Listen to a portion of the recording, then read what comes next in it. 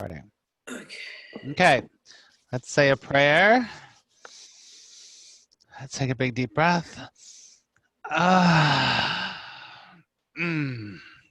our eyes.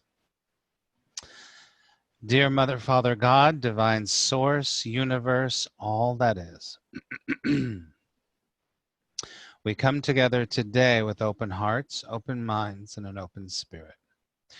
We allow today to be a time of love, a time of grace, a time of listening, so that we can move deeper into our connection with God, with Source and grace.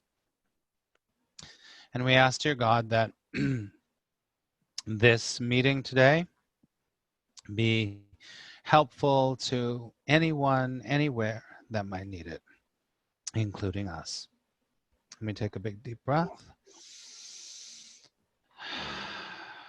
And together we say thank you very much.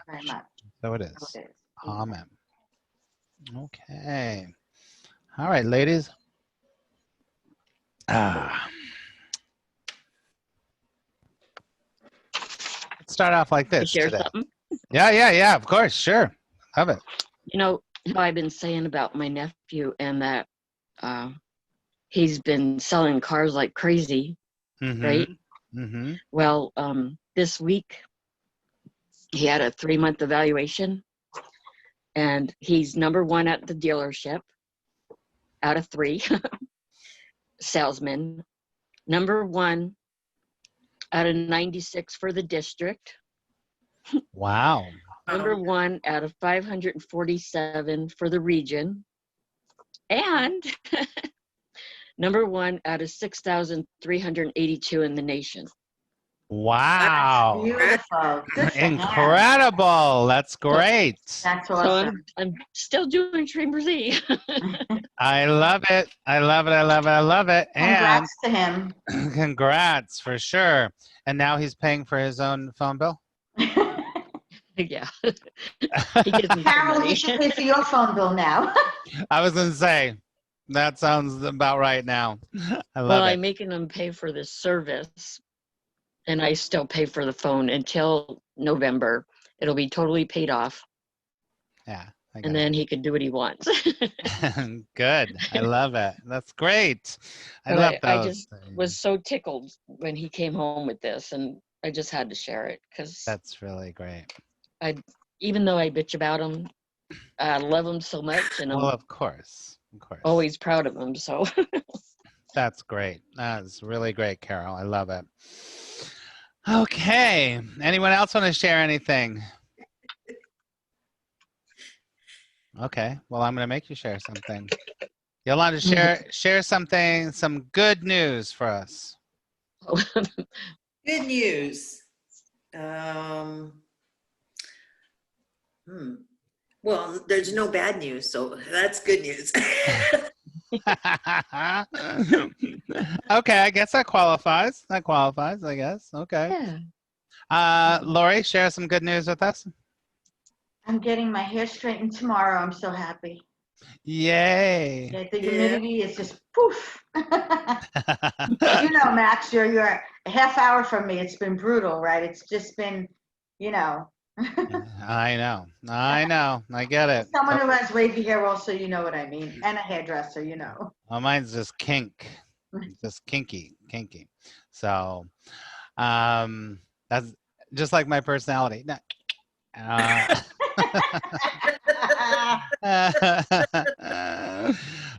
When I was a kid, I was called Brillo Pad. But have you seen those old pictures of me when I was a teenager? Oh, yeah. Afro, frizzy afro, like major afro. So that's my real hair. It's frizzy. So, good news for me. Good news. I ordered a new computer. Yay. Yay. Yay. So that's going to be good. So, and some of you know, About damn time, right? I've been having some tech challenges, and it's partly my computer, it's part of other things, but it was like, it's about time. And I was just like, it's time. I got to get a new computer. So yeah, so excited about that, you know, new toy. Love that. and be able to do a lot more of what I need to do to edit videos and do the things I want to do. So it's going to be good. So I'm excited about that. It's like, no, it's Dell, which I usually get Dells, but it's a, you know, they make it for you. So it has to be made and then it's going to be sent. So it's not going to be like, you know, it'll be in the next probably week or something. So that'll be good. That'll be good. And I just burped and I tasted cinnamon. Thanks for sharing. I take cinnamon every day. Every day I take cinnamon. You know, cinnamon's really good for you, especially if you have any blood sugar problems. Cinnamon, really good for you. Just saying. So how do you take it in a powdered form, or you use a cinnamon stick, or what do you do? It's powder in a capsule. Oh, in It's a capsule. Right. So Okay. it's in a capsule. So you just, and then sometimes you burp and you taste cinnamon. It's like cinnamon rolls. But yeah, because I have blood sugar, a little bit of blood sugar issues, and it helps. It also helps to burn fat too. Just saying. Really? Yeah, Okay. it's very good for you. Try that. Yeah. All right. All right. So, I literally put a paper clip on our thing because they all fall out at this point. A paper clip. So, but the paper clip is on. It's on 2 pages. So which page are we on? Are we on 23? 23, number 3. 23, number 3. That's where it is. Because the So paper clip. Go ahead.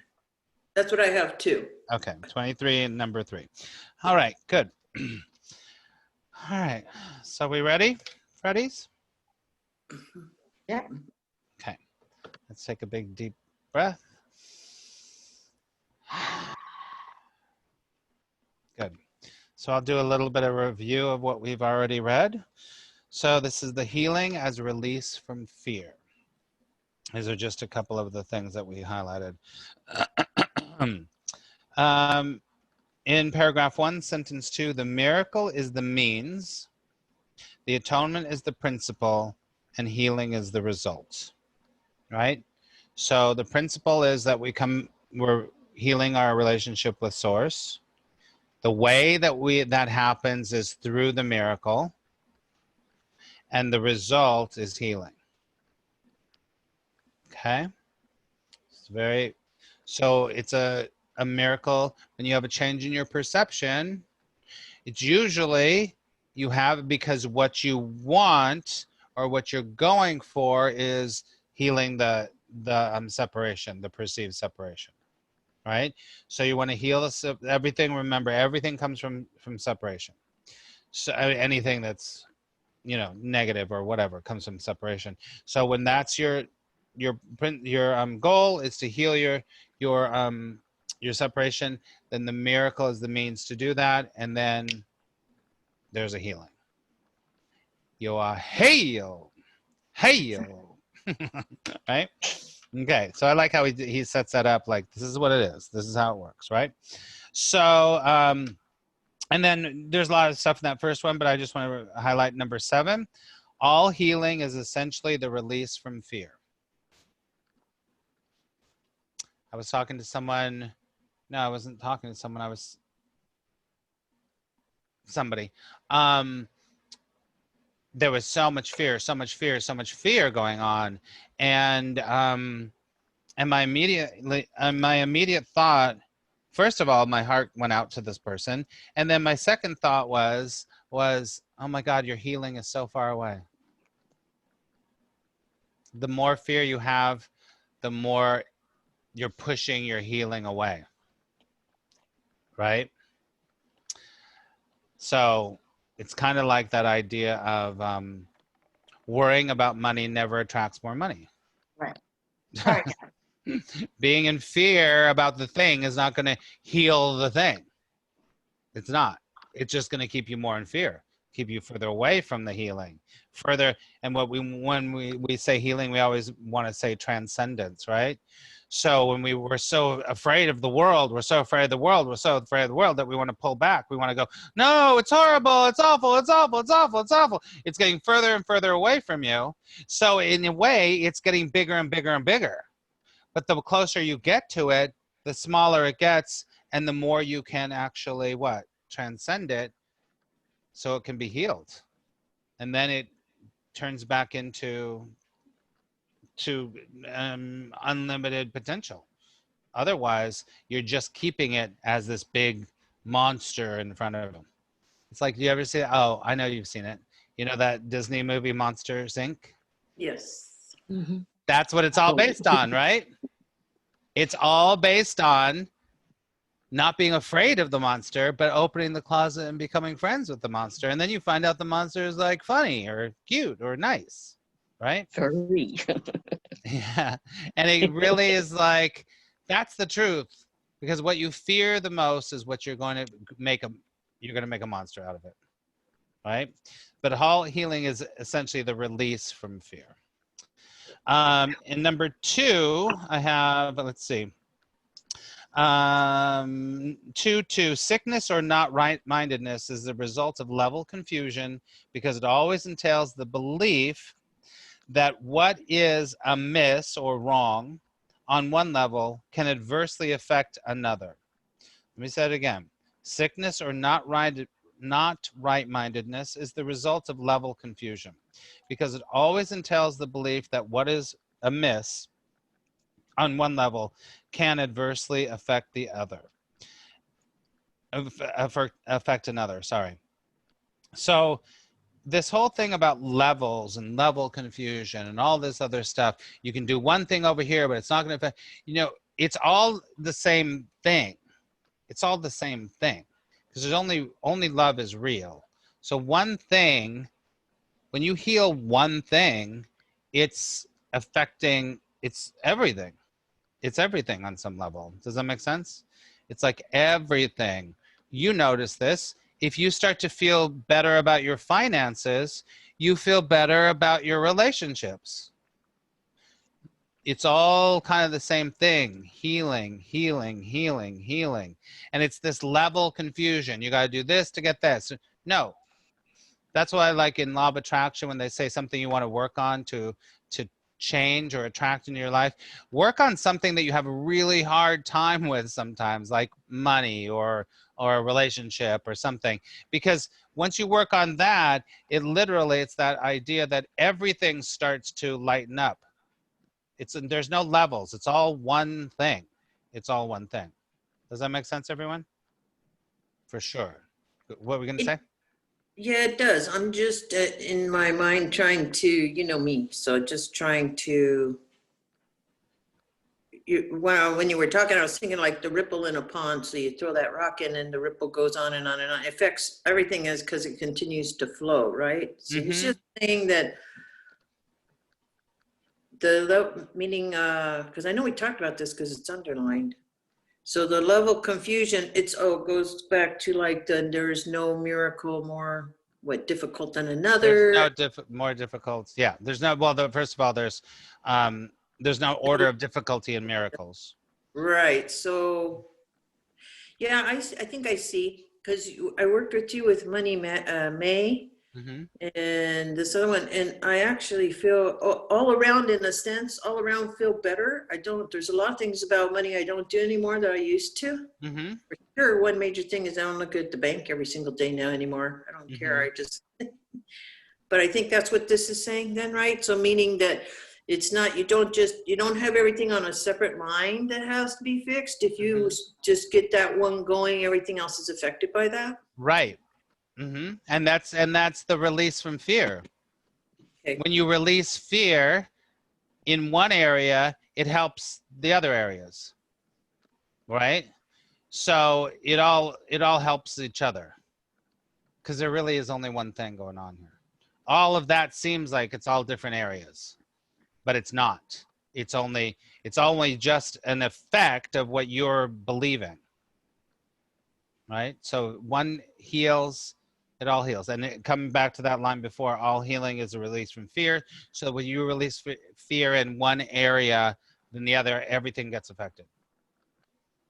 This is why it's so important that we heal ourselves and do our work. Because what? There is no other out there. when we do our work, it's raising the vibration of everyone else. Get it? All right. Number 4 there. Only the mind is capable of error. The body can act wrongly only when it is responding to misthought. So it's really important that we understand this. You know, the mind is capable of error. And so we do it all the time. The mind's going, you're not good enough. The mind's saying, no one's going to love you. The mind is saying all these different things, right? But it all depends on the thoughts in the mind. The thoughts are like, remember we talked about, is in this class we talked about the gas and the car and everything? Yeah. So it's that idea.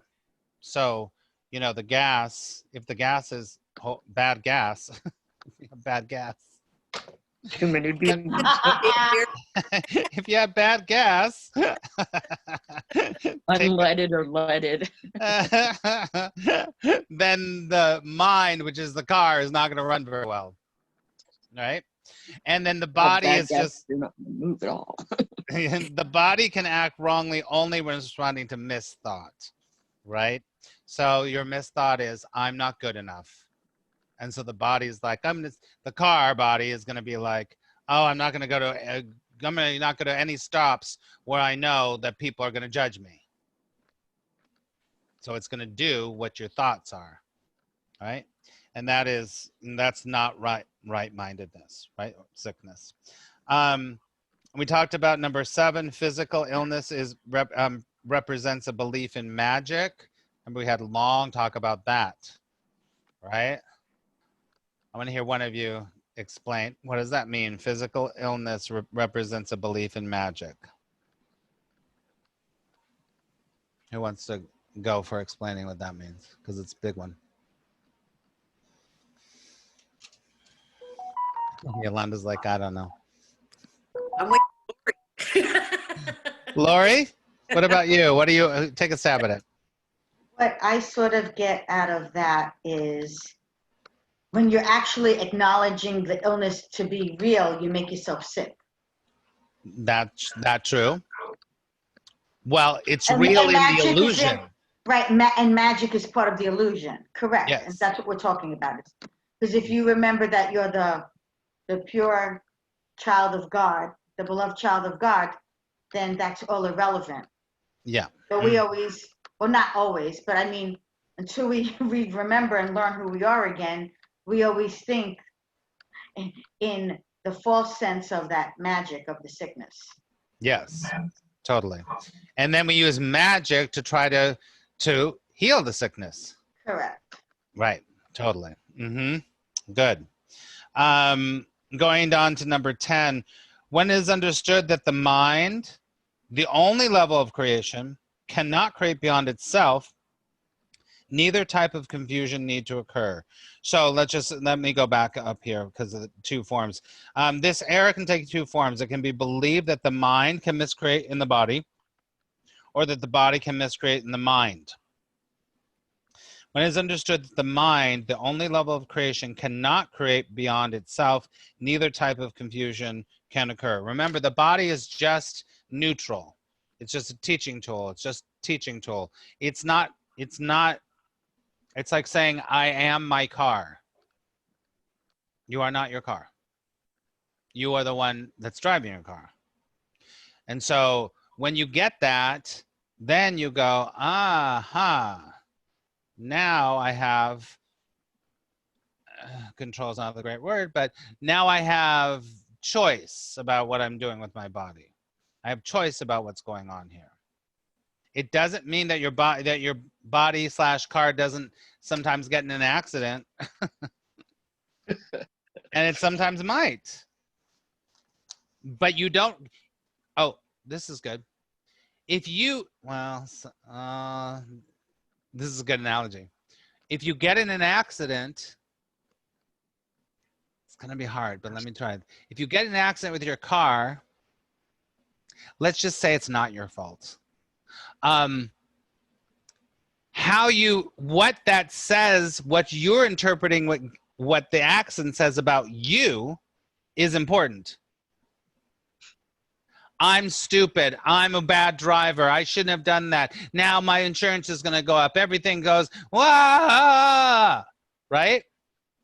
Or this is assuming everyone's safe, right? Or you go, shit happens.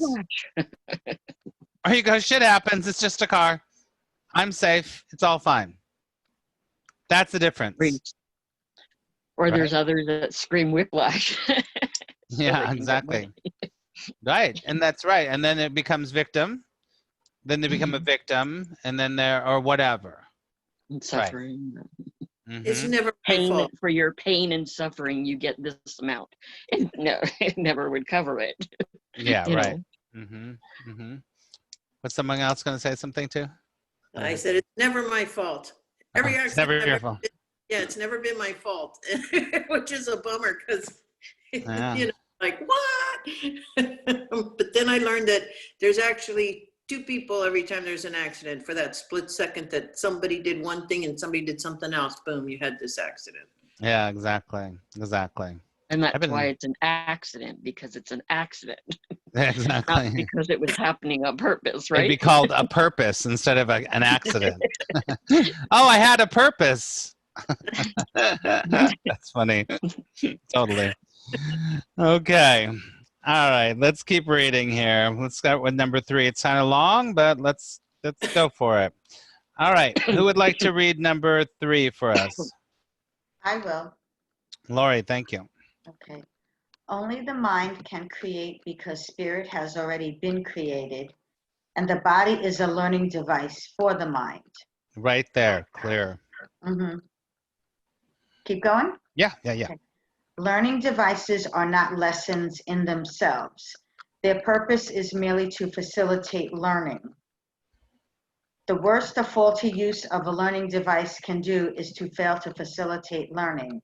It has no power in itself to introduce actual learning errors. The body, if properly understood, shares the invulnerability of the atonement to two-edged application. This is not because the body is a miracle, but because it is not inherently open to misinterpretation. The body is merely part of your experience in the physical world. Its abilities can be and frequently are over-evaluated. However, it is almost impossible to deny its existence in the world. Those who do so are engaging in a particularly unworthy form of denial. The term unworthy, in quotations, here implies only that it is not necessary to protect the mind by denying the unmindful. If one denies this unfortunate aspect of the mind's power, one is also denying the power itself. Okay.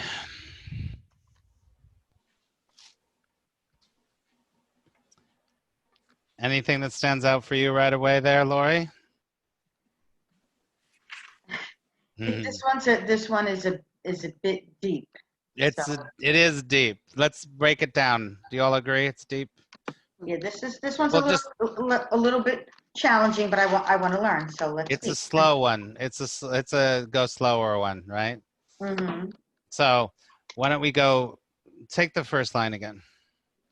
Okay. Only the mind can create because spirit has already been created, and the body is a learning device for the mind. And that is the basis of everything else that we're going to remember. It's the learning device, and you reverse the learning device over and over. Okay. Right. So that's like where the body is like a tool. Mm-hmm. It's just a car that's being programmed to go where you want it to go. Right. And to do what you want it to do. And you can get it painted, or you don't have to get it painted. You can do whatever you want with it. Okay? Yeah. All right, read the next line. Okay. Learning devices are not lessons in themselves. So every time it said learning devices, I want you to say bodies. So bodies are not learning devices in themselves.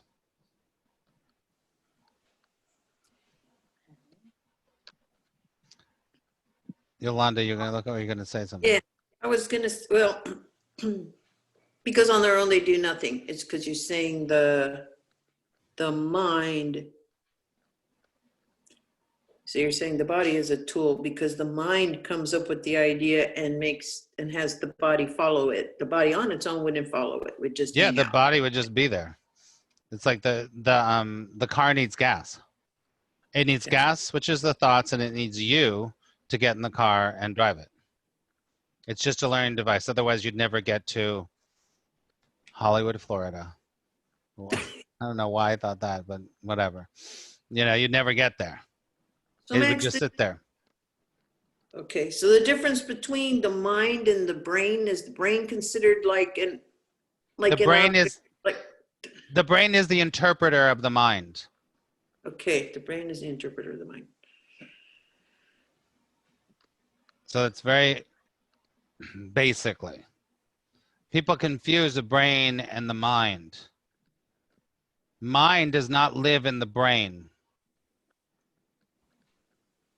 Mind is huge. It's everything. It's big. It's big, big, big, big, big. Right?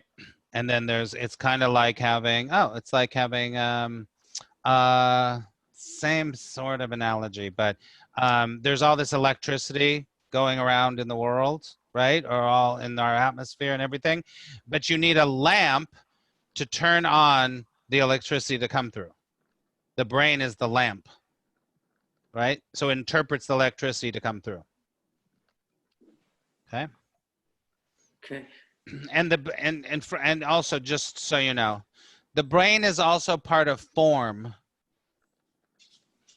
and it's part of the body, so it's neutral. So it doesn't even mean anything. In a way, it doesn't mean anything spiritually. But here, while we're sitting in this space and time, it is our interpreter.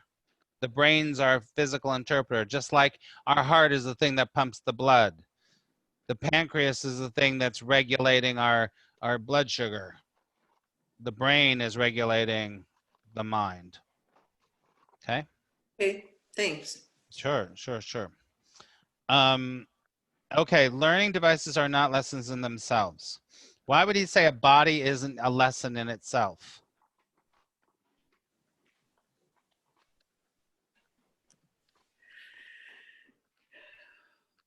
Is it because it has to, because like you were just saying, like it doesn't do anything on its own. It's motivated or used by the mind. Mhm. Right? You said Yep. the body. So What they're number are you? not on number 2. Oh, Learning 2. devices are not lessons in themselves. Oh, right. So by themselves, they do nothing. It's we make them or follow Mhm. through on a thought. Is that it? Although, what do we try to do in this world? We try to make the body a learning lesson on some level. And here's how it is. If I'm young, I'm better. Yeah, I don't like that one, but yes, I hear that a lot. That's right. So that's we're making the body a learning lesson. That's not real. If you get your arm amputated, you lose value. That's a lesson you're trying to learn from the body. No. Might be something other than that, but that's how we're not lessons in themselves. Okay, let's look at this. This will be very obvious. Everybody is different. Remember that commercial years ago? Everybody is different. Was that milk? Or whatever. I don't know what it is. Everybody is different. So some bodies come into this incarnation and they fit the role of being beautiful. So is that a lesson? No. But we, as a society and as humankind, have been doing it forever. Beautiful people, physically beautiful bodies, have more value. That's how we make a body a lesson. And when you, as you get older and your eyesight starts to go, then you go, oh, that means that I'm not so good. Something's wrong with me. No. You wouldn't ever say if your car started, well, you might if you're really screwed up. If your car started to get chips on it and the paint started coming off, you go, oh, I'm a bad person. You wouldn't do that.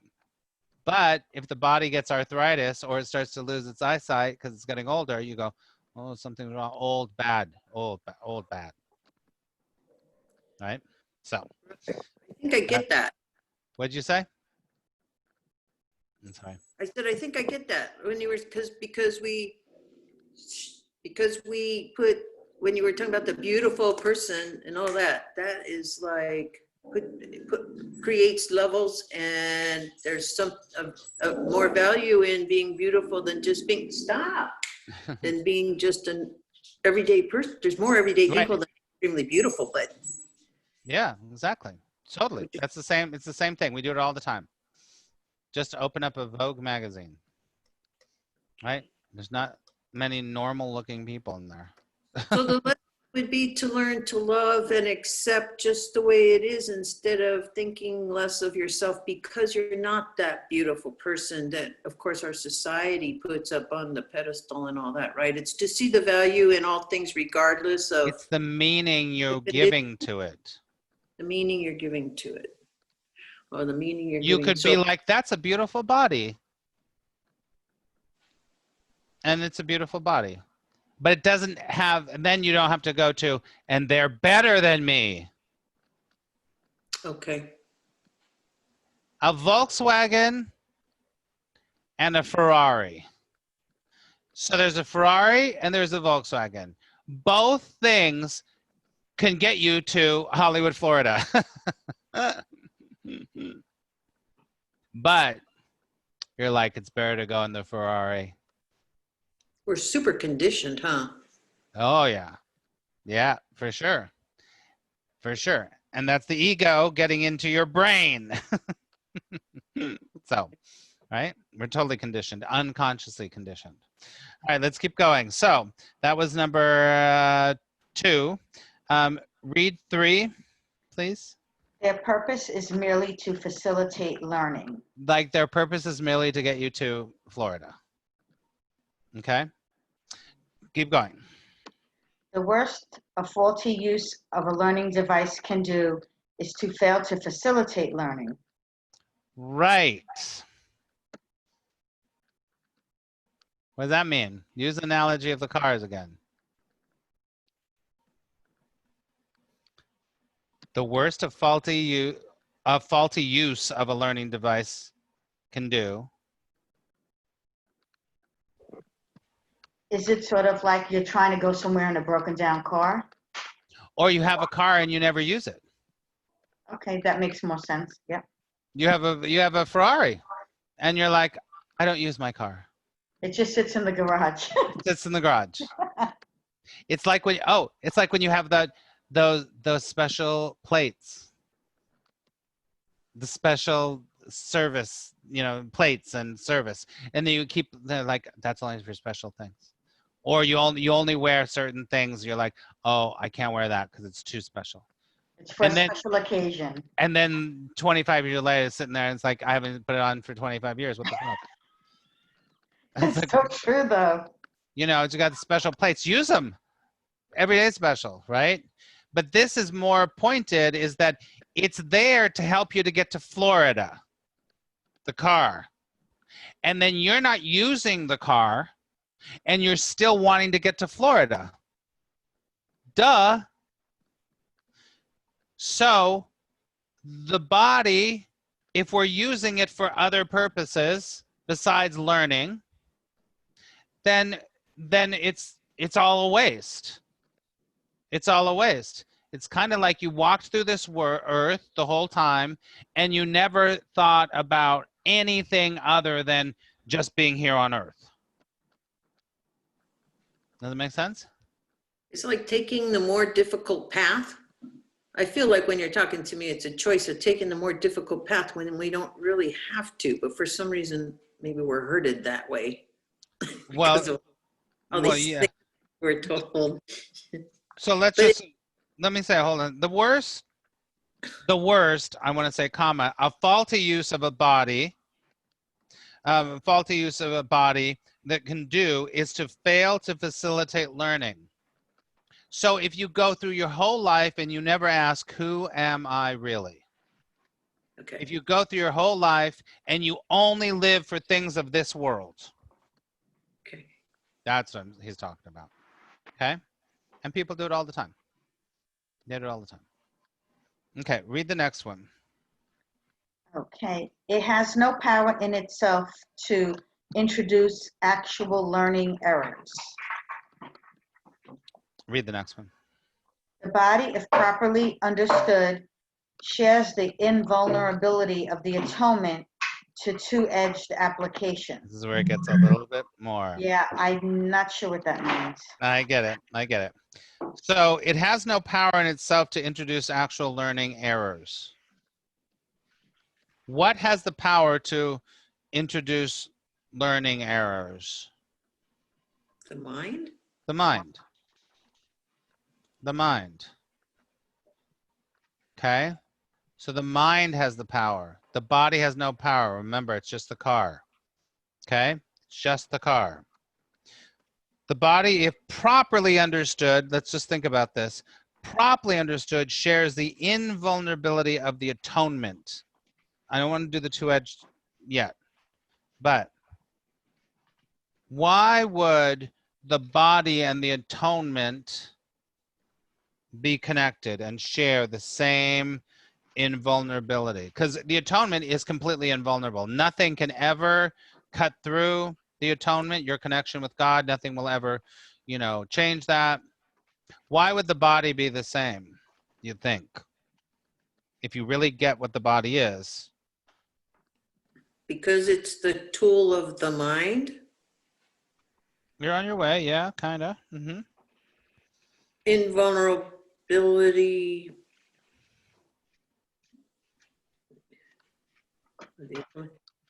If we choose the right things or the right path, then it is easier on the body, or the body does better through this.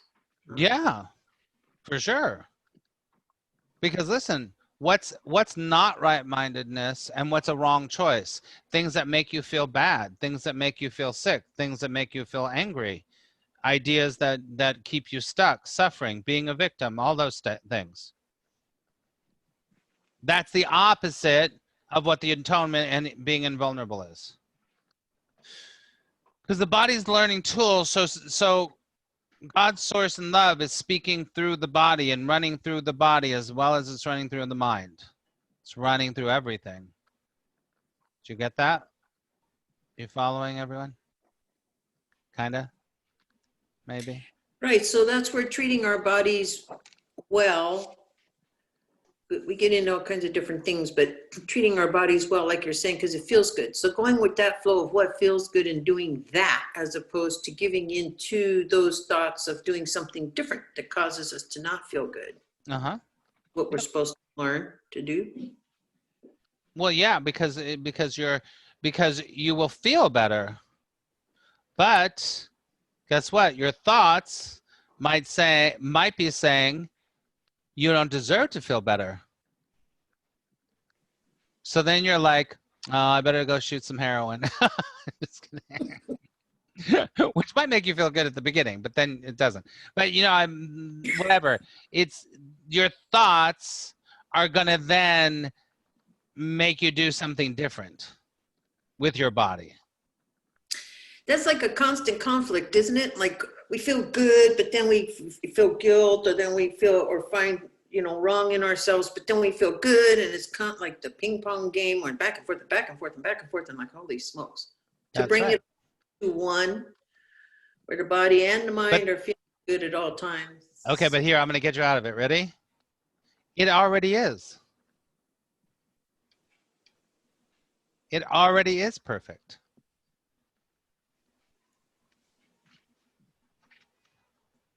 Remember, Dorothy never lost her shoes. She was given the ruby slippers. You never lost it. You already had it. But then we're like, oh, should I go down this yellow brick path or should I on that one? Or should I go over here and be chased by the monkeys? Or should I go help the brain guy? Or should I, you know, it's like Wizard of Oz is the illusion. The Oz is the illusion. But through the illusion, through her whole adventure, she always has the ruby slippers. It's already there. You don't have to keep trying to do it.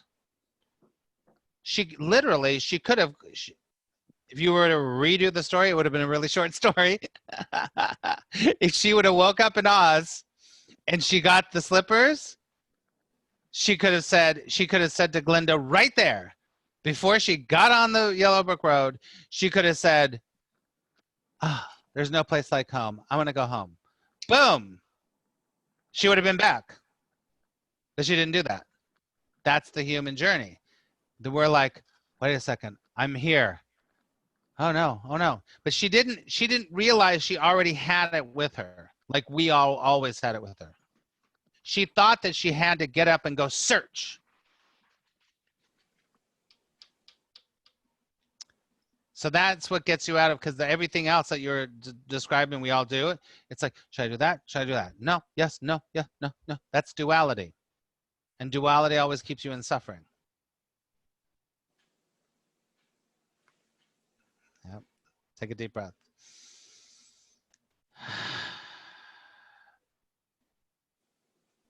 So in this analogy,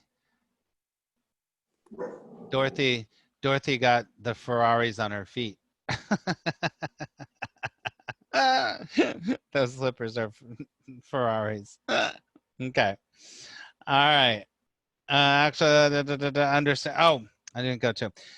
Let me say it again. The body, if properly understood, shares the invulnerability of the atonement. It is completely neutral. It's already there. Everything's fine. It's like I'm giving you, you're totally okay. To two-edged application. Hold on. But this is not because the body is a miracle, but because it is not inherently open to misinterpretation. So two-edged application is basically, you can choose. It's duality. Two-edged application is duality.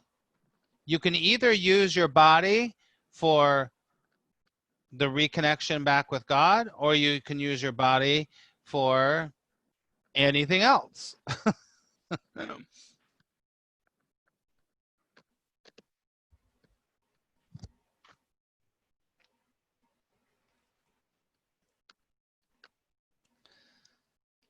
So you can use the body for either the devil or the angel.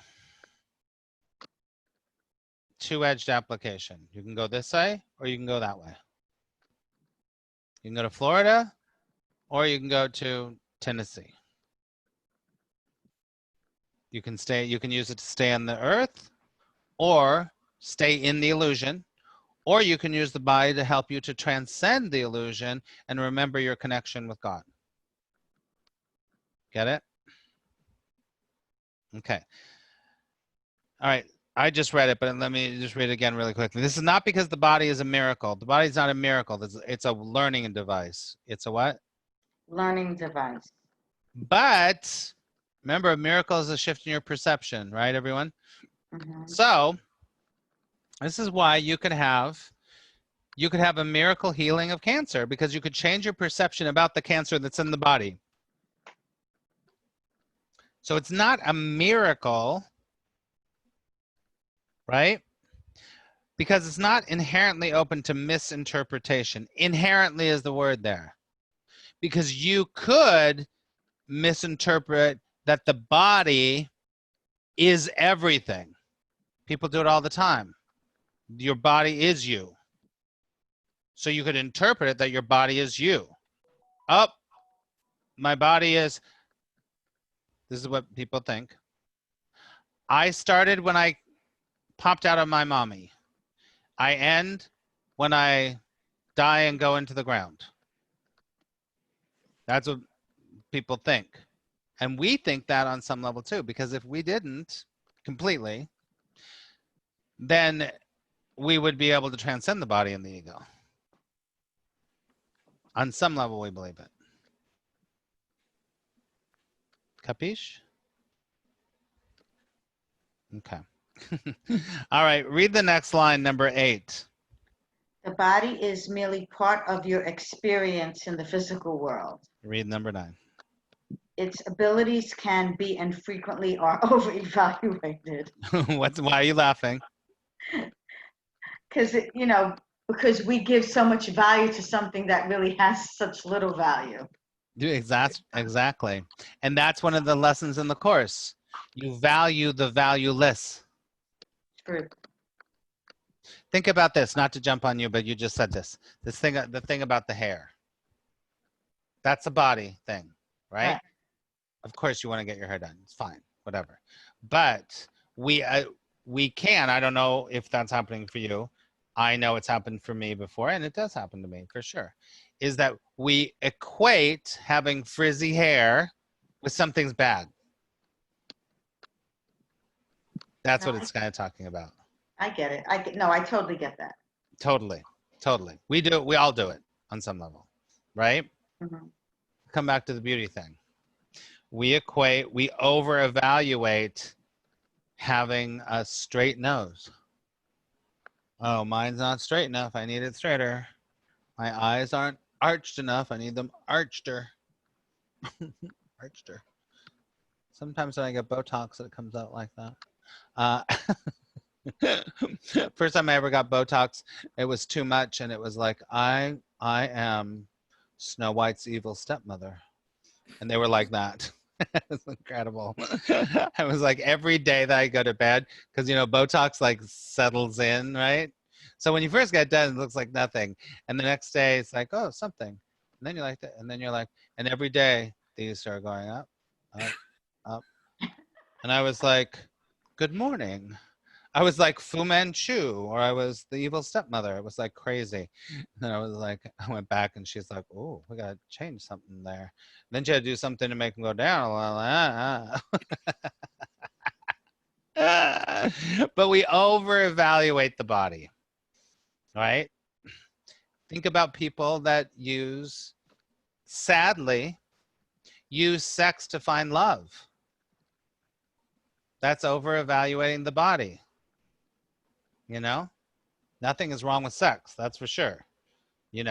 But if your thoughts are, I'm unlovable, something's wrong with me, I need to get prettier and prettier and bigger boobs, or I was going to say a bigger, whaty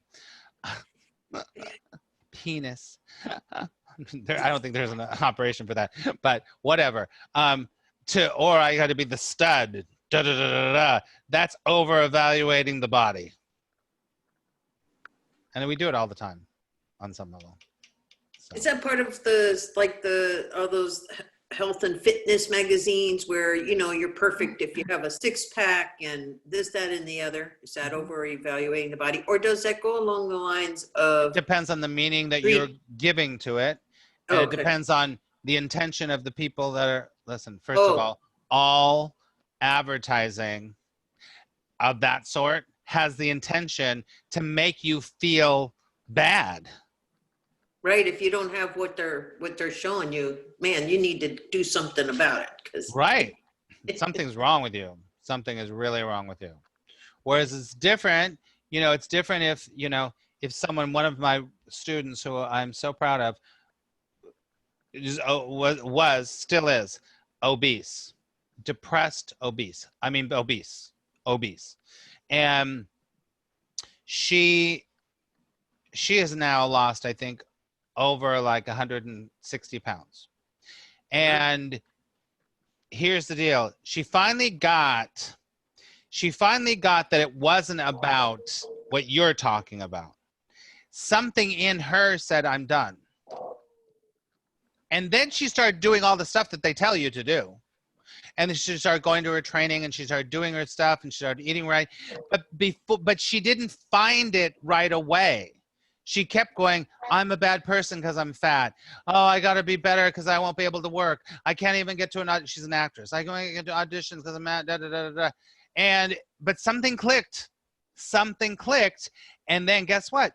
She did all that stuff because it was a completely different place. And then it worked. It wasn't because I'm a bad person. It was because she wanted to feel better. Very different. She's like, okay, this is the situation. I'm accepting it. The resistance went down to her body, because when I was working with her, I was like, you have to stop hating your body. And you can tell somebody that a million times, because the body is neutral. It's just there.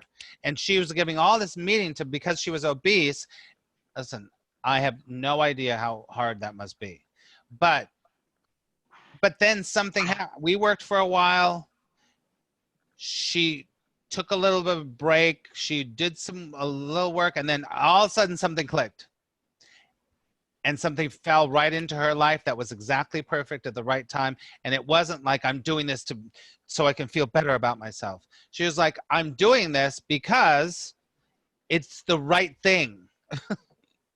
So it's the difference between inspired and being motivated. Being motivated, this is what ads and everything, they want you to be like, yeah, you can do it. Yeah, you can do it. Not, I want to do it. I feel drawn to it. Very different. So there's nothing wrong with having abs or not abs. It's what you're doing with the abs. What are you doing with your abs? I mean, I think about, like, you know, sometimes at night, because I mean, I'm fine. I could be, you know, whatever. But I still, you know, I'm 55 and I have a little guy thing around here. No matter what, it's just like there, just a little right there. And I know, listen, I know if I was doing something different, it would start going away or whatever. But sometimes I get in bed at night. I don't wear clothes. And I look and I go, I have the opportunity to love this right now, or to be like, fuck. Yeah. And I'll tell you, honestly, sometimes I'm like, man. But most of the time I try to just go, oh, I love you, little baby. My little fat baby right there. Boop, boop, boop. You know? Yeah. My grandkids call the little pouch, you know, I gained 28 pounds now since this Corona thing, which for me went from being this size to feels like being this size. That's I a lot understand. for me. It is. I get it. But they call it a food baby. And they Yes. love their food babies. They love having that little pouch on them. They don't care. They're not about having flat abs. That's right. Totally. That's the all meaning that it gives to you. All Right. meaning So it gives to I you. love mine. Yeah. Okay. I love that. We love our food babies. Love it. Oh my God, we've gotten all the way off topic. Okay, let's get because this is the body. The body is so important in our life. We have to look at what the body is. But from the Course in Miracles, it's a neutral learning device. Okay? All right, let's read number 10. However, it is almost impossible to deny its existence in the world. That's right. Keep going. Those who do so are engaging in a particularly unworthy form of denial. The term unworthy in quotes here implies only that it is not necessary to protect the mind by denying the unmindful. Okay, we have to go back. We have to go back. Okay, read 10 and 11. However, it is almost impossible to deny its existence in the world. Right. I mean, it's really impossible for me to be like, there's not a hand in front of you. Right. But in truth, there really isn't a hand. In truth, actually, this is a whole bunch of cells and energy that's just flying together, right? It's not really a hand. We're perceiving a hand. So there's not really a hand here. That's really hard to do. Or Lori doesn't have hair that needs to be straightened. Right? Right. Okay, keep going. So it's really hard. Okay. Those who do so are engaging in a particularly unworthy form of denial. Why would it be if you were to be like, there's no hand here? There's no hand here. He's saying, why would that be an unworthy form of denial? I don't have a hand.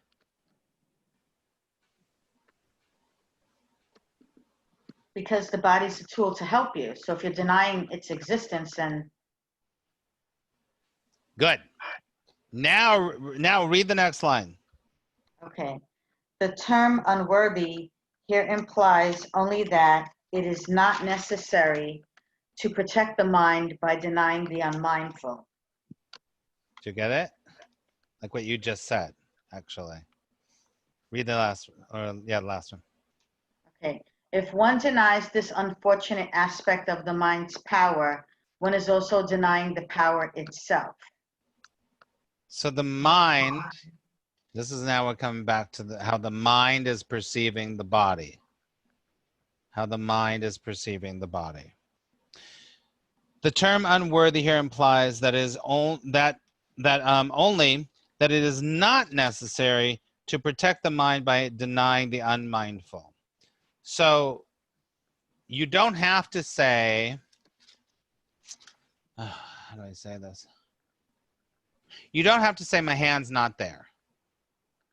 You don't have to say that, because that is something because if you deny that aspect of the mind's power, the mind has the power to say, oh, well, that's not real, whatever. If you, unfortunate aspects of the mind's power is also denying the power of itself. So the mind is the creative place. It's the thing that's getting you to the thing, moving you forward, right? So what it's saying basically is that very much, I'm going to come back to what Laurie said, very much like what you said. So if you're denying that it's there, then you're denying the teaching tool. So don't do that. So don't do that. Just be like, I got a body and this is what it is. Like what I said about my client. She's like, I'm obese. She kept saying, I don't want to be obese. I don't want to be obese. This is horrible. It hurts my back and da da da da da. And I think, and what she ended up doing, she changed her mind about the body. And when she changed her mind about the body, things started to change. Okay. All right, let's read number 4. Who wants to read number 4? That's either Carol or Yolanda. Carol, let's hear your beautiful voice. She's been so quiet. I thought she left or something. Wait, Carol, before you start, hold on. I got to answer this door. Hold on. Talk amongst yourself. You guys, what did he just say? When you change the mind, you change the body? Change your mind about the body. You feel, yeah. Then things will change. Ah, thank you. Yeah, I think I need to put that into practice. Me too. Oh my goodness. Except here I'm putting conditions on it here.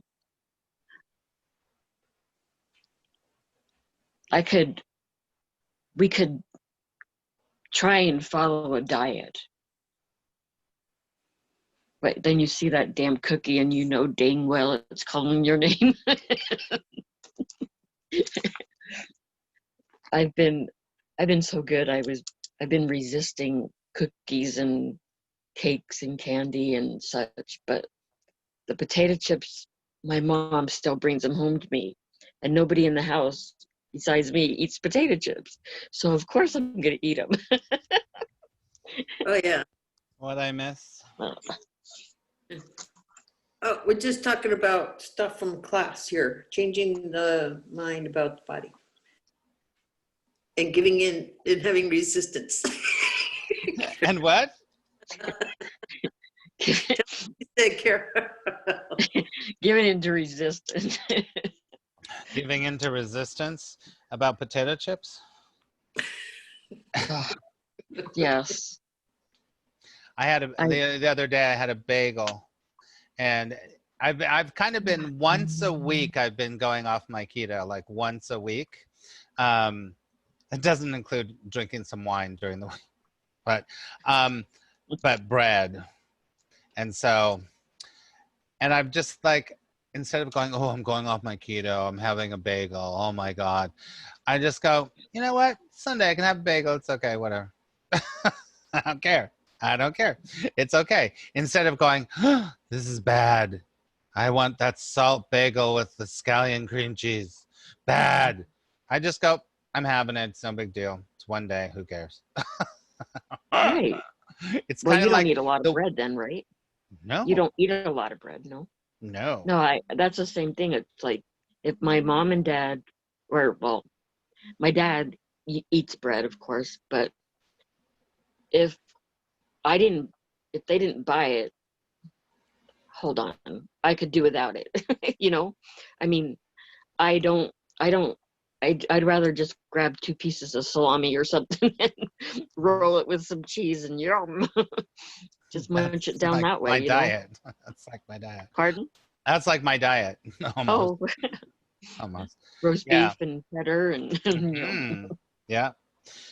I mean, that comes back to that body thing. Is like, you know, whatever you're perceiving, it's kind of like, you know, when people quit smoking or alcohol or something, that's all body oriented, right? So a lot of times, I'm not saying people aren't successful either quitting drinking or smoking or drugs by saying, I'm never doing that again. That's what, I mean, that's full of resistance, first of all, I believe. And this is definitely, what I'm going to say is definitely not for people that have, you know, alcohol problems or whatever. But I know for me, like smoking forever, you know, and have quit and started, but the best time that I've ever really, really quit completely was when I was like, it doesn't matter. I can have one if I want to. Who cares? Instead of like, gotta quit, so bad, don't ever buy one. And then all you're thinking about is buying one. It's like, and then for a while you could buy single cigarettes here in New York. And that was like really bad because you could be like, go to the bodega and spend a dime to get one Gonna cigarette. have a loose. A right? loose. Yeah, you can get a loose. Oh, that's not, yeah. Anyway, but that's the body stuff, you know, those are all body things, you know, and it's important that we understand that he's really talking about it's just a learning tool. Don't use it as something like, oh, it controls me because I'm addicted to cigarettes. I'm a bad person. No, because usually if you let go of that, I'm a bad person, you can go, then I'm in a place I can choose to stop if I want to. Right. That's okay. You know, it's kind of like the obese thing. Then ultimately, it's like my friend said, well, I'm not a bad person. It's just a body. Now I can be like, oh, I can make a choice. Either I'm going to have a shitload of food or I'm going to do this. But until then, the body is running. You're running the body. Yeah. So, okay, let's read. We're on number 4, right? Yep. Okay, go ahead, Carol.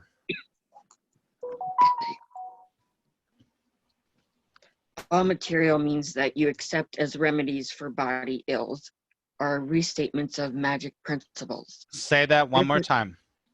Okay. All material means that you accept as remedies for body ills are restatements of magic principles. Oh, do you get that? What? Do you get that, everybody? Mm-hmm. So the aspirin is a magic principle. I have a headache. I need relief. I take an aspirin. You're giving power to the aspirin. I'm not saying the aspirin doesn't work, but this is the basic thing here. Okay? Doesn't mean you don't take the aspirin. The aspirin doesn't work. I need a Percocet or something, right? Right, that too. Or you say it doesn't matter. I could also choose to sit and meditate instead of doing any of those. Wow. I could see how fast, and I'm thinking about how fast I went from getting hurt to taking a Tylenol, you know, or an aspirin, to all of a sudden being on fentanyl, you know, so much fentanyl for 20 years because I thought that that was the cure, you know, the cure all. And look how quickly you got off of it. yeah, and I just said, I'm done. That's Help right. me. That's Get right. off You of can this say a thing. prayer. You can meditate instead. You can do something else instead if you wanted to. Yeah, I went to my doctor and I just said, look, I've been on this shit for 20 years. I have a spinal stimulator that it's non, you know, junk, the medicine. It's just like a natural, you know, Yeah. relief. And so tell me, why am I still taking all this crap? Can you help me get off of it? Because as soon as I got off of it, it was like I really felt how good the stimulator worked, you know? Right. Because everything else is numbing everything else. It's Yeah. numbing your feelings, right? There's a gnat in my, I'm I sorry. will admit though, if the stimulator does go off, I get in pain pretty quick. You know, It's fine. it's just moving the nerves around, you know, just kind of numbing the pain there that way. Yeah. But Yeah. I Well, just it has a get lot pretty less. miserable pretty fast, but It you has know, a lot less effect than taking all those drugs. right. So, you know, do what you can do. Good. Okay, keep reading. This is the first step in believing that the body makes its own illness. Is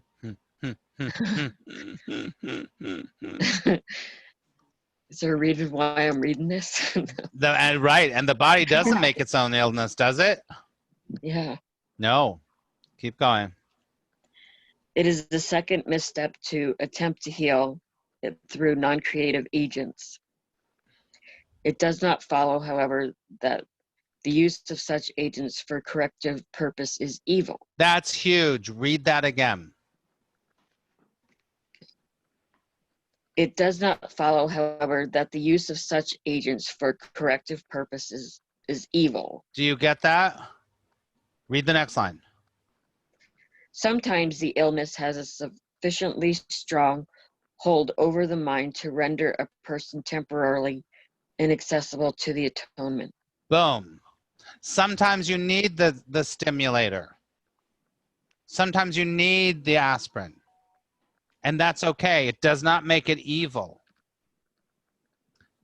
That's the difference between what the principles we're being taught as compared to the Christian Science, not science of mind, Christian Science.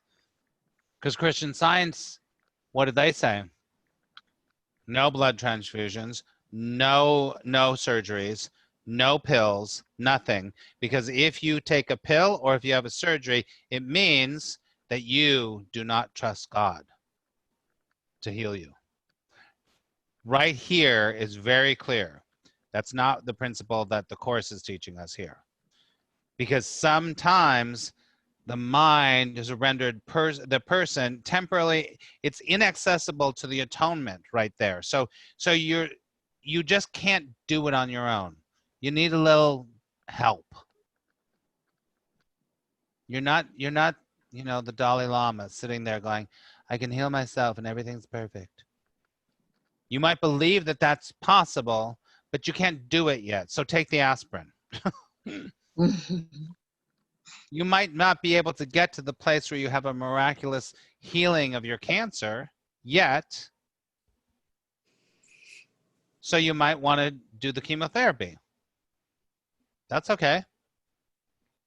That's what he's saying. And that's why your example was so perfect, Carol. Because you've moved your perception of what your body is and what's helping you and everything. You've moved it so far along after 20 years of taking drugs that all you need is this one thing. Eventually, at some point, it could be like, you know what? Even if the stimulator goes out, I'll be okay. You're not there Mhm. yet, but that's okay, is what it is. That's, you know, in a way, it's like the way that the course, what he's teaching us right here, it's really practical. It's like, if you're not there yet, just take the aspirin, right? But he does ask you to use the atonement principles to over first. If you can't really get there, then take the aspirin. So for example, you know, I have this thing with my elbows. It's new. I'm sure it's arthritis or something old person shit. And you know, sometimes it's really painful and sometimes it's nothing or whatever. And I really, you know, I have been taking some aspirin here or there and Tylenol. But then, you know, sometimes I just sit and just go, I'm just going to put light in my elbows. I'm just going to sit. Reiki. I'm just going to put light in my elbows and just allow it all.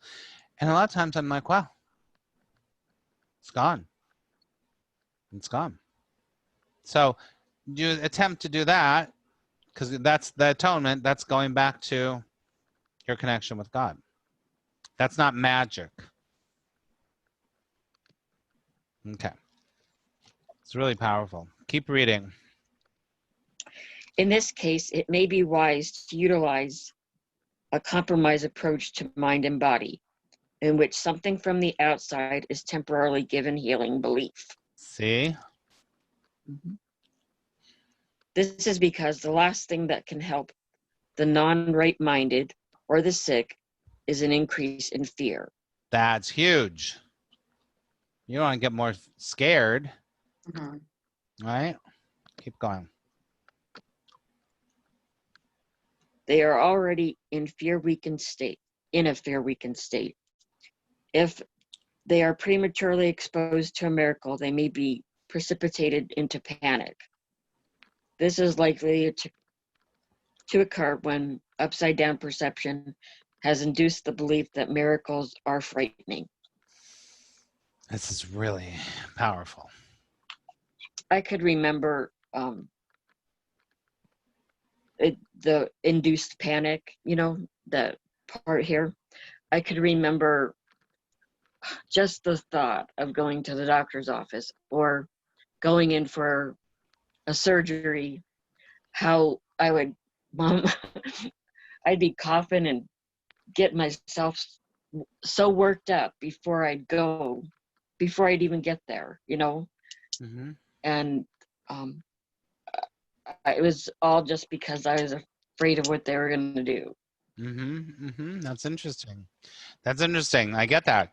This is actually saying the opposite. Oh. So what it's saying, I get what you're saying though, because what they're saying here is you don't want to increase the fear. If you don't want to increase the fear, then you don't want to tell somebody to just think and just meditate, because they're not going to get it. They can't see it. It actually is like, oh no, I need the shot. I need the pill. You know what I mean? You have to have it. But I totally get what you're saying about that, because it induces, that induces a lot of fear too, because it's the fear of the unknown about what's going to happen. Right, Carol? So then I noticed over the past year and a half that I was like, okay, I'm just going to go in and tell them what's up, you know? It's not that anymore. I mean, it was like no big deal. Good. You know? So it's like, that's what I was trying to say, is that I sometimes get a little nervous, but it's like, what the hell, you know? There's nothing to be nervous about. There isn't. Just tell him the truth, and because he's there to help you if you want it, I guess. And if not, well, then that's okay too. Just walk along. The thing that I do notice though is like this crap with the blood pressure, you know. I have meds that they give me, and I'm pretty sure that I could probably control it without it, but every morning it's still way the hell up there, you know. even if I try to not take it. So I don't know, is meditation, I mean, is it good to help with blood pressure? Or, Oh, I mean, yeah. should I just totally just say I don't want the meds anymore? I don't know what to do. No, don't do that yet. Meditation has been proven, I mean, scientifically proven, to lower almost everyone that meditates, their blood pressure changes. There's no doubt. Yeah, True meditation. I get that, because I noticed, like, I could do it. I'll take my blood pressure before, and then I'll sit for a while, and then I'll do it again, just to try and prove it to myself that, yeah, it is purposeful, It works. and but then the doctor's like, well, you need to have this, and you need to have this, and you need to have this, and I'm like, no, I don't. Yeah, but you tell yourself, when you see proof of it, and you've been sitting with yourself and you do it consistently and you see it over and over and over, then you can say, I'm just like you said with the other drugs. Then you can say, I'm done with it now. I'm okay. And then you monitor it. Listen, I thought to myself, when you were saying that, all of us here have very specific body needs because we're very different, right? So it's like in the last couple of weeks, I've been really, not a couple of weeks, probably about 2 months or something, really trying to walk more and do more because I don't have a gym and whatever.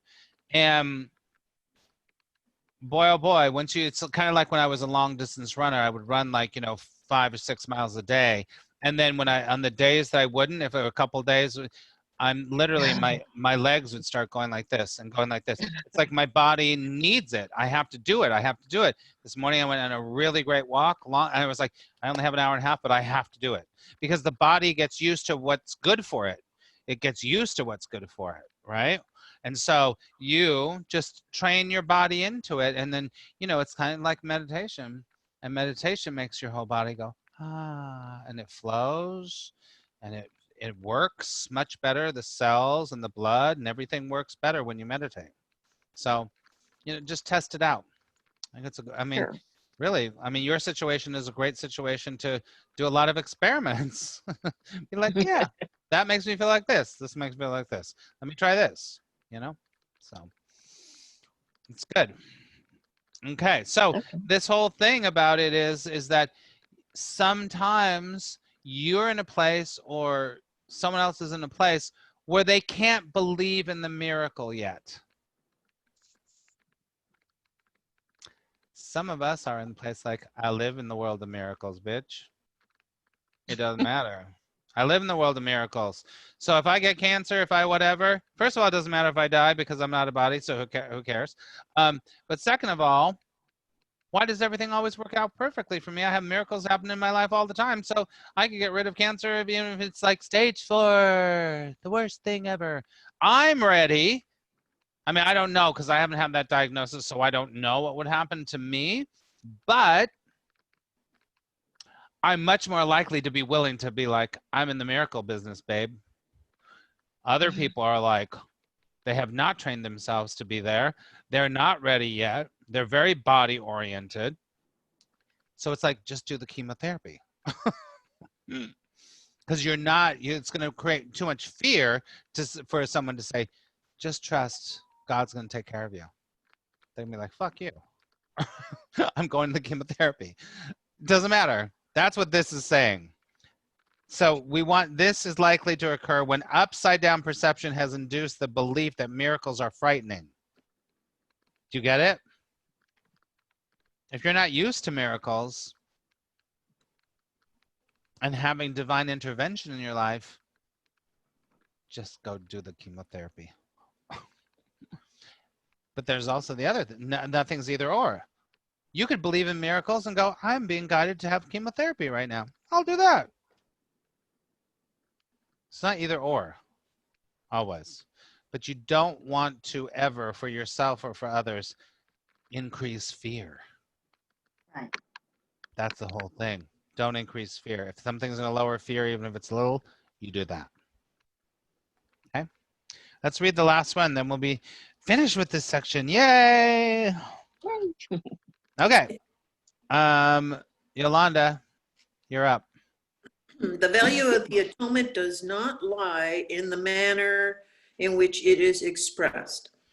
In fact, if it is used truly, it will inevitably be expressed in whatever way is most helpful to the receiver. That is so true. You don't know the form.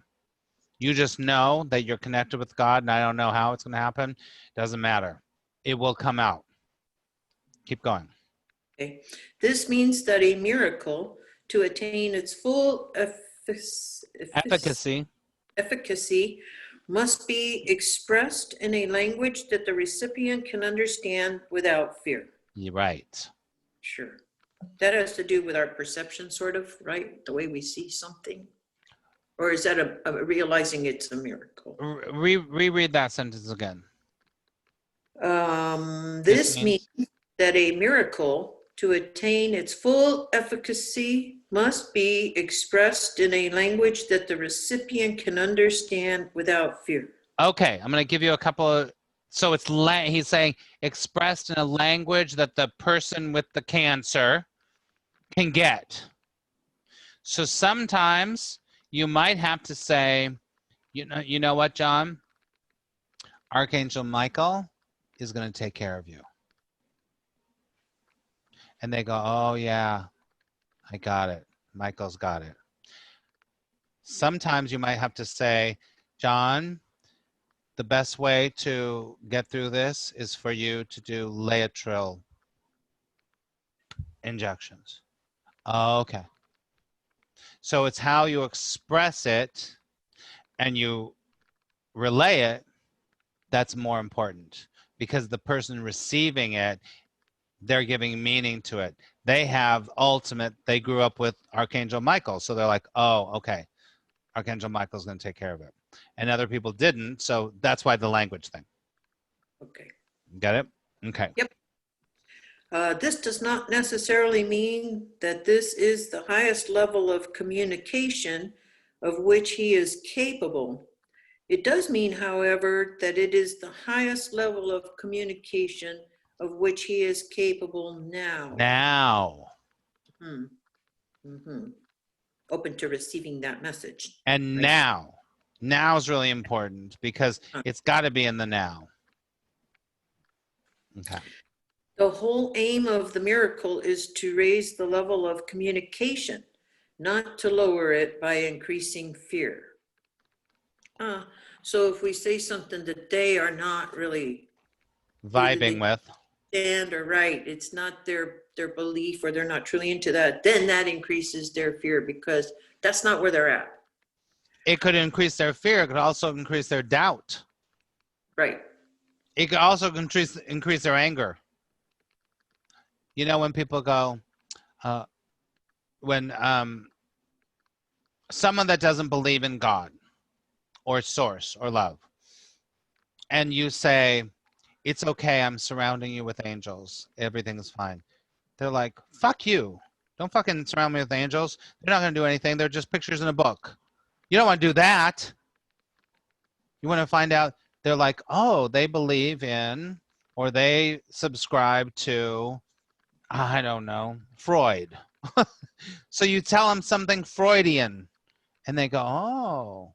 You say, Freud says that if you're in a state of suffering, that means your ego is resisting right now. So maybe you should try not to resist so much, and maybe it'll help you a little bit. Then they go, oh, that makes sense. Instead of going, I'm surrounding you with angels, they'll go like, shut up.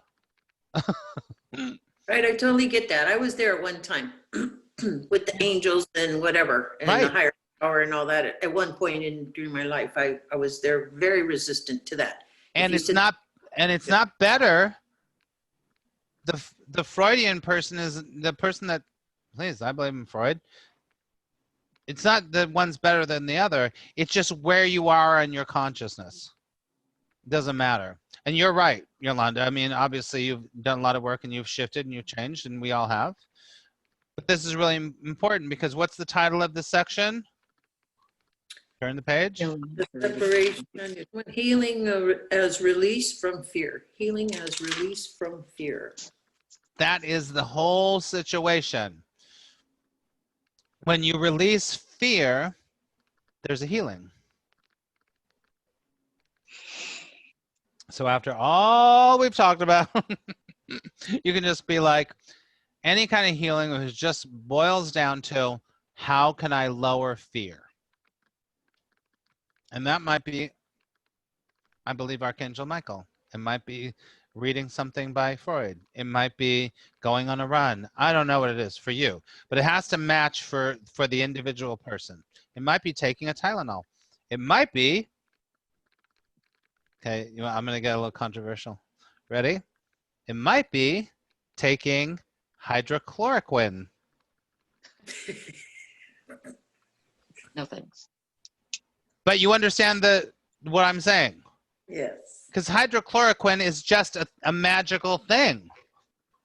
Given What power you to the- do with the hydrochloroquine is, it's not scientifically based what we're talking about. This is about spiritually based and psychologically based, not scientifically based. We know scientifically based it does not do anything for corona.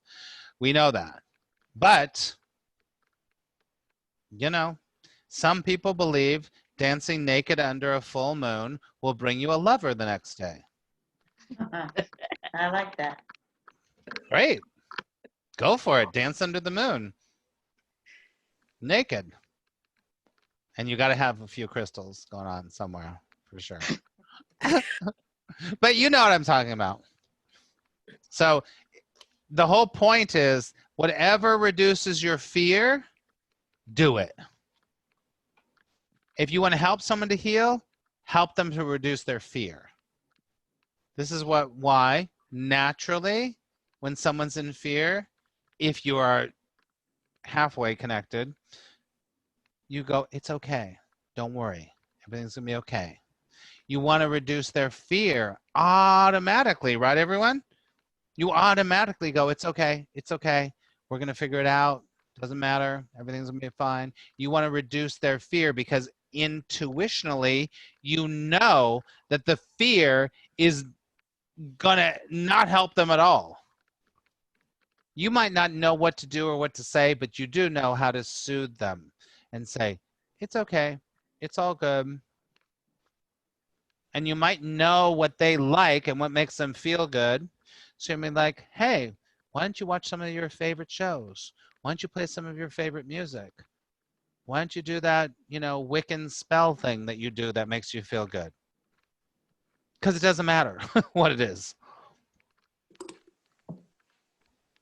Take a deep breath.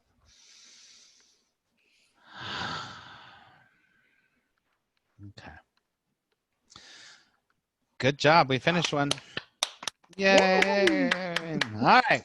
So let's go about what we're taking away from today. What stood out for all of you? I'm just going to do the obvious for me. The obvious is that healing is the reduction of fear. The more fear, the less healing. So basic. That's what I'm taking away. Let's see. Yolanda, what are you taking away from today? Let's see, I'm taking away paragraph 4, number 5. Sometimes the illness has a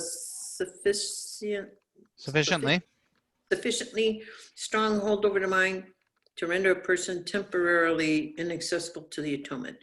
This study today is interesting because I've had a lot of pain and my feet are starting to swell and just some issues, and I'll be darned if right before this class I didn't go into my kitchen and say, I don't know about this healing yourself stuff. I'm somehow not getting it because I'm not able to make my body feel better. It continues to feel worse, right? Then we went through this study right now. So this has really, really worked for me. So that's going to be my thing this week to Perfect.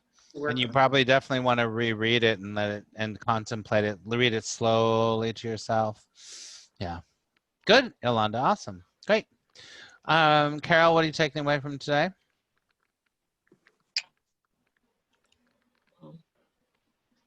I think see.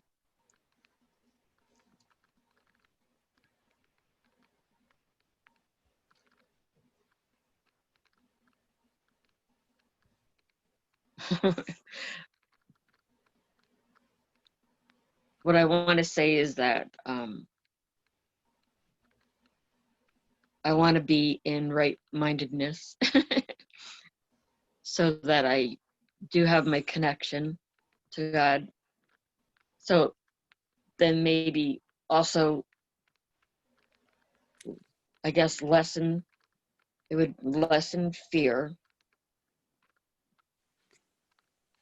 Even if there's just a little bit, I just want to lessen that and know that I'm going to be okay. I love it. Good, good, good. So you don't want to lessen fear. You want to increase faith. So increase faith instead of lessen fear. Right? And which you Because do, which you already guess have been doing. I guess I think that I still have fear if I need to use this stimulator, right? Not necessarily. Well, in a way, it could be objectively, but don't make that. I think I Don't made let a your mistake ego before. use. No, it's okay. But don't let your ego beat you up for needing something that you need right now. Kind of like me going, I shouldn't be taking the Tylenol. I'm really a bad person. I should be trusting God more. Don't do that. Like I love the Be like- aesthetic feeling that I get from the stimulator. You know, it just kind of numbs the pain. Then that's But where I'm you not- are. But I'm not taking the meds, you know. So Right. Look how far you've come. Yeah. And it listen, there's no finish line. There's no finish line, right? So just allow yourself to be like, this is where it is. That's okay. And look where you were before. You needed to have the medication. So much better, right, Carol? Oh, so much better. Right, totally. And who knows, maybe at some point it'll happen, but right now it's doing its job. It's like, you know, some people have to take, you know, aspirin the rest of their life. But who cares? I still have this thought in my head of when I first watched you and Polly do that principal show, and this one gal that you were helping, she says that it came up on her timeline, I love how I feel when I run. Well, I loved how I felt when I ran was what I'm saying in the past. Right. I'm not going to say my age, but I don't care. I'm trying to look forward to that. I love how I feel when I run again. Great. Right. Well, I to mean, that doesn't hurt. Why not? Why not? I think that's great. throw away this cane and run, damn it. Well, you sure, listen, look at it like this. You sure couldn't, you were very far away from that when you were taking a lot of drugs. You're closer to that now. So give yourself a break and be like, yeah, it's good. I think it's great. I love it. Great, Carol. Thank you. Lori, what about you?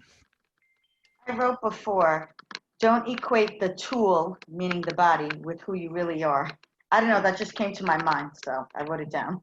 It's really important. It's really important. All right, let's say a prayer. Let's take a big deep breath. Close our eyes. Thank you so much for this time together. Thank you so much for the love that's been shared here, the support and the vulnerability in all of our stories, all of our testifying today.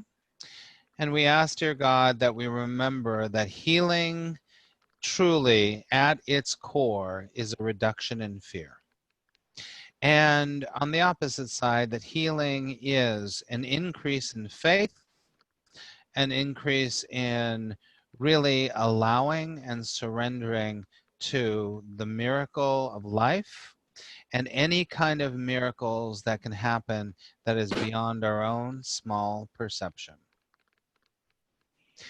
And dear God, we also pray for all of those going through any kind of suffering, mentally, physically, or spiritually. We pray that they have a reduction in their fear and an increase in their faith, increase in their belief, and an increase in their conscious connection to light and love and joy. And we take a big deep breath. And together we say thank you very much. And so it is. Amen. All right. I have a question real quick, Max. I sent you a Sure. thing about 30 minutes, those 30 minutes. I sent you a thing back. Okay, I'm And bad. I also sent you something. Let me just say it really quickly. I also sent you in the group. So I'll put the link in there before I go on vacation. It'll be after I come back on vacation because I'm really packed before I go. So it'll be after I come back, and you won't be able to what's it called? Access my calendar while I'm on vacation. But I'll put it in there. So I want to do those when I come back. Sound Okay. good?